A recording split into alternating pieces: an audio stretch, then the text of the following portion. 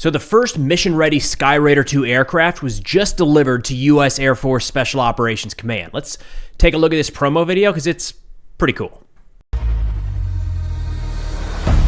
Introducing the OA-1K Skyraider II, a modern powerhouse inspired by the principles that made the original A1 Skyraider legendary.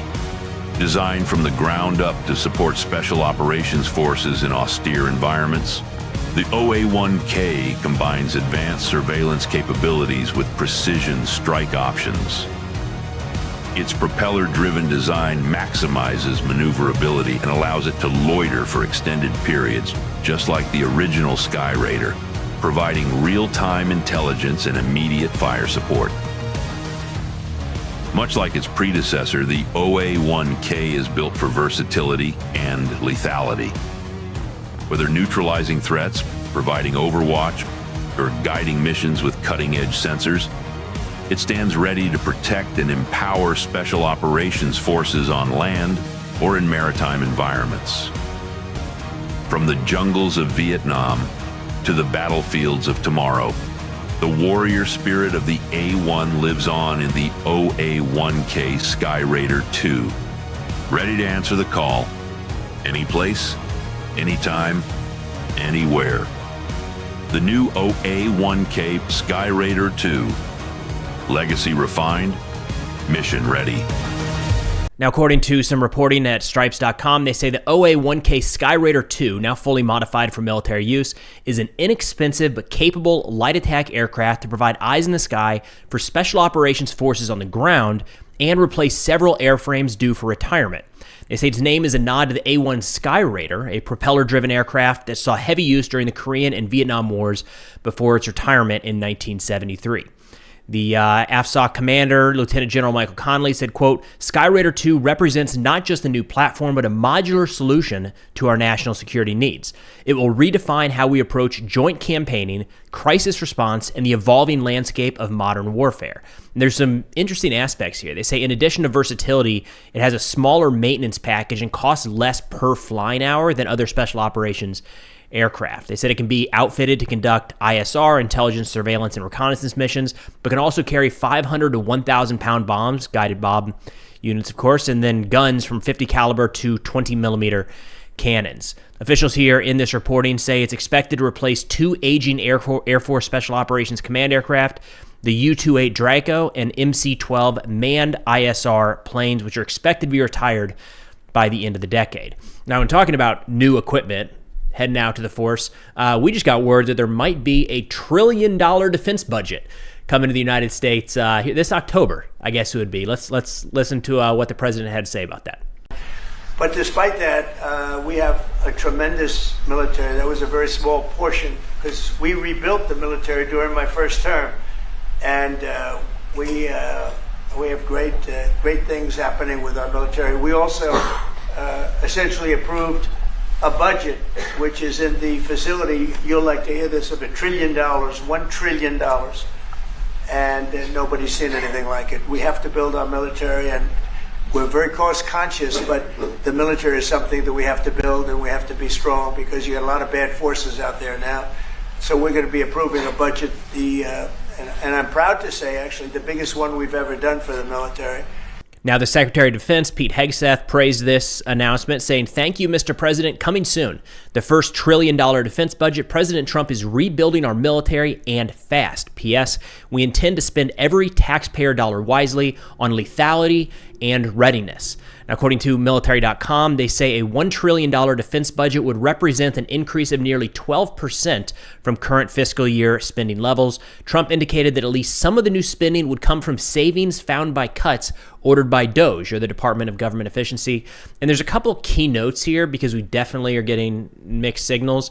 First off, the whole 5% conversation, I feel like we need to bring that up because in recent weeks, and well, for a long time now, we've heard people say that the NATO minimum needs to be 5% on defense spending.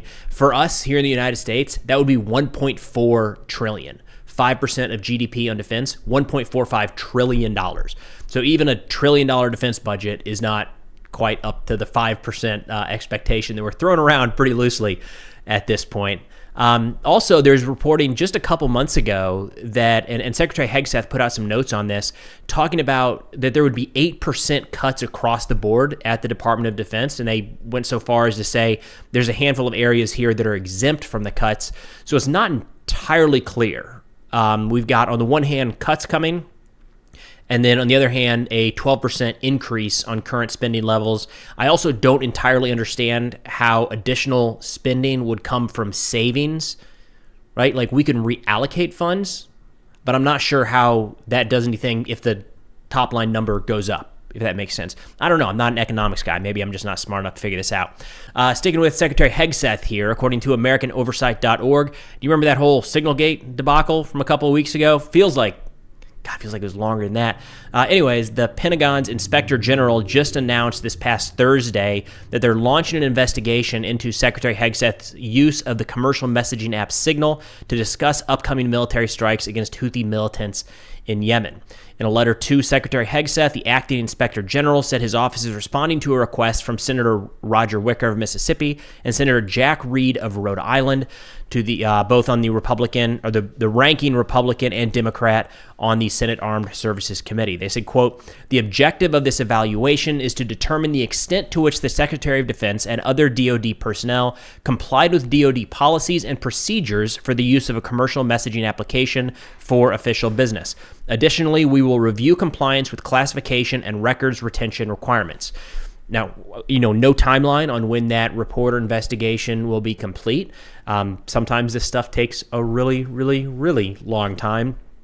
Notable here, not just because it's Department of Defense, but this is the only investigation I'm aware of by the government looking into the use of Signal. It's not just the use of Signal, the use of Signal for classified information or discussing strike data before the operation is carried out. That, it appears, is what DoD is looking into. And then an update that was due here, and fortunately we can close this one out, didn't end the way that we were necessarily hoping, is we were finally able to, along with our Polish and Lithuanian allies, recover the 4 fallen soldiers that had been missing during a training exercise a couple weeks ago. We now know Private First Class Dante Titano, Sergeant Edvin Franco, Sergeant Jose Dunez, and Staff Sergeant Troy Knutson Collins were successfully recovered. Their bodies were recovered and brought home.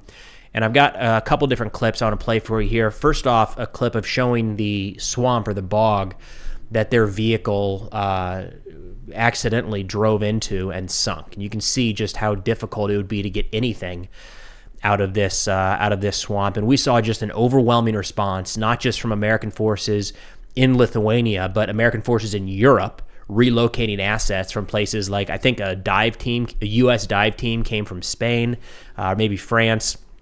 We saw our Polish allies step up, Lithuanian allies contributing not just military but civilian resources to help in the recovery process here. Now, the 3rd Infantry Division posted a comment here saying, quote, "A solemn process where the remains of a fallen service member are returned to the United States with honor and respect. Our hearts remain heavy as we extend our deepest sympathy to the families of these heroes. Their courage and sacrifice will never be forgotten. Our dog-faced soldiers are home."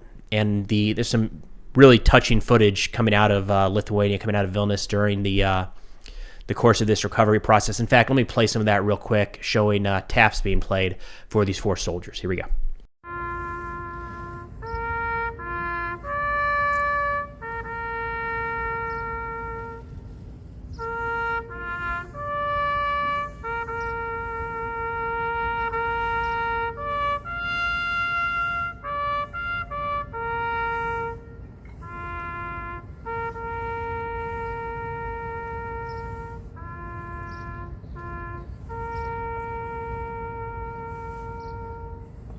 Now, I think in a great summary overall here, the U.S. Embassy to Lithuania posted, quote, and I think this summarizes well how a lot of us feel, if you will. So thank you, U.S. Embassy, Vilnius.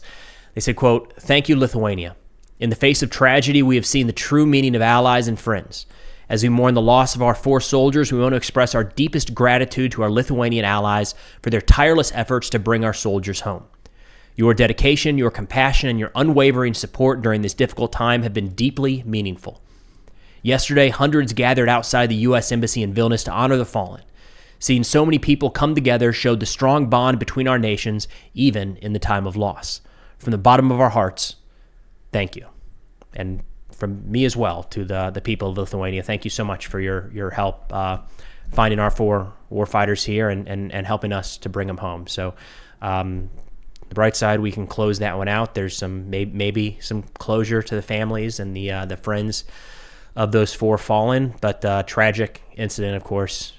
Just a reminder that for our men and women in the armed services, it's not just times of war that can be dangerous. Even training missions regularly cost lives throughout the year. So that's about what we got for now.